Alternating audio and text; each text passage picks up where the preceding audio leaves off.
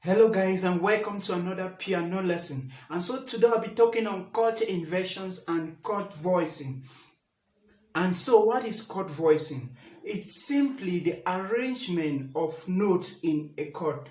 So the arrangement of notes in a chord is simply known as chord voicing. So it is done in such a way that notes are being arranged in order of frequency. Okay, let's take for example a C. Let's take for example a C major triad chord.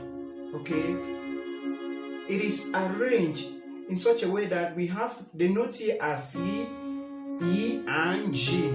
Okay, so these notes are arranged in such a way that the lowest note has the lowest frequency, then followed by the second note. So the lowest note in the chord is C, followed by E, and then subsequently G. So G has the highest frequency. So when we now rearrange these notes, okay, in such a way that the root note, for example C, is no longer the lowest in the chord. Maybe in the case, maybe we'll start the chord now with E, then G, then followed by C, but still the same note. We now call it chord inversion. Okay, so every chord has two inversions. So I'm going to break down the chords that we discussed last time and give you the corresponding inversions. But I'm just going to take few of them, then you apply the same formula to the other chords. So the first chord here will be the major triad chord. We'll be taking C as an example. So C major triad chord, this is our C, as we're just explaining. So it has note E, C, E, and G. So the chord inversion here, the first chord inversion, okay, will be when C becomes the higher note in the chord, okay, and E becomes the lowest. Okay, so this is our first inversion. So it's E, G, and C. So the second inversion is when G becomes the lower and E becomes the higher. Okay, so it's G, C, and E. Okay, so that's it. So the second type, so we can apply this formula to all major triad chords. Okay, we just did that for C, we can do for F, G, and all the like. The second type of triad chord is the minor triad chord that we are going to look at. It's chord inversion. So let's say for example C minor triad, okay, which has notes C, E flat, and G.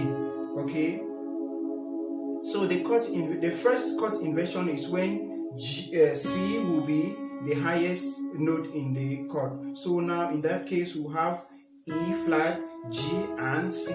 Then the second chord inversion is when E flat will be the highest note in the chord with the highest frequency. So in that case we have G, C, and E flat.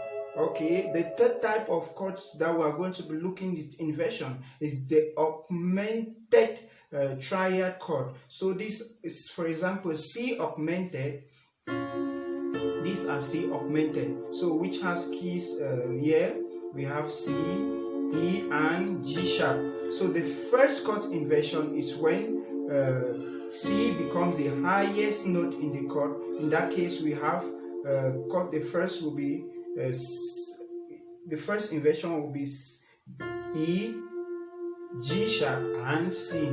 Then the second chord inversion will be when G sharp will become the lowest and E will become the highest. So we have G sharp, C, and E. Okay, the third type of chord we're looking, the chord inversions will be the diminished chord. Let's take for example C diminished. I'm just taking C as an example, so we can apply it to D diminished, F diminished, and all the like. So this is our C diminished, which has keys are C, E flat, and G flat. So the first chord inversion is when this one is higher and this one become the root note. Okay, so in that case we'll have now the first inversion as E flat, G flat, and C. Then the second inversion is when G flat becomes the lowest and E flat becomes the highest. In that case, we have G flat, C, and E flat. Okay. We also have suspended chords. So we have two types of suspended chords as we discussed last time. So the first is suspended second. Let's take, for example, C sus2, C suspended second, which has notes C, D, and G. So the first inversion is when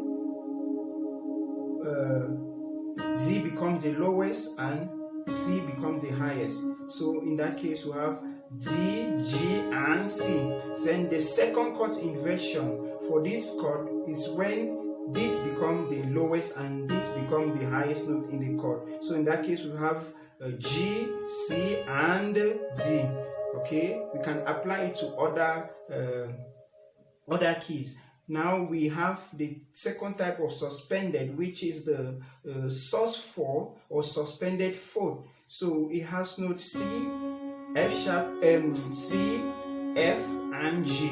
So the first chord inversion is when this one becomes the highest and this one becomes the lowest. So in that case we have C. In that case we have F,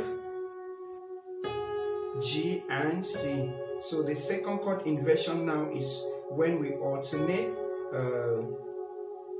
We have G, C, and F. And so we can use this formula to apply it to other chords like the quadrat chord, the 7 chord, the 7 minor, and all the like.